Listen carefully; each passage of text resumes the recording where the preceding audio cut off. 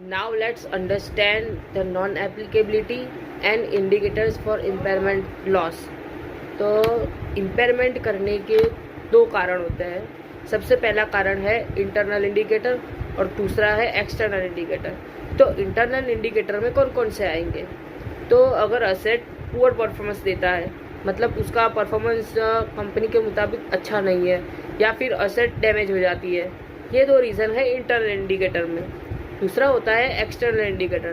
तो external indicator में क्या होता है कि मार्केट प्राइस जो है असेट की वो अचानक कम हो गई है, मतलब मार्केट प्राइस में बेचने जाए तो उसकी ज़्यादा वैल्यू नहीं आ सकती।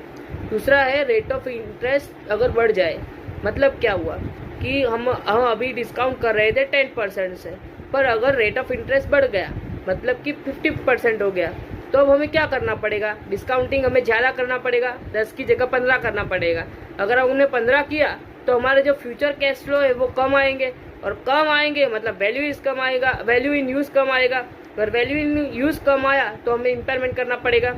तीसरा रीज़न है कि एडवर्स मार्केट कंडीशंस, मतलब टेक्नोलॉजी और एनवायरनमेंट चेंज होने के कारण अगर उस असेट की जो मतलब उसको एडवर्सली इफेक्ट हो गया और उस असेट की वैल्यू ना के बराबर हो गई। जो हम देखते ही है मोबाइल में कि आए दिन नए मोबाइल आ जाते हैं, तो जो पुराने मोबाइल है उसकी वैल्यू अचानक डिक्रीज हो जाती है।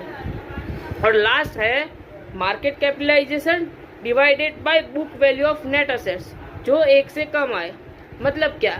मतलब ये कि नेट असेट है वो एक से, उसका जो रेशियो है वो एक से कम आया, मतलब कि असेट ओवर वैल्यूड है। अगर असेट ओवर वैल्यूड है तो हमें इम्पेयरमेंट करना पड़ेगा। अब हम डिस्कस करते हैं नॉन एप्लीकेबिलिटी। तो सबसे पहला है Ind AS 2 that is inventory. उसके बाद है Ind AS 115 that is construction contract. उसके बाद है Ind AS 12 deferred tax asset.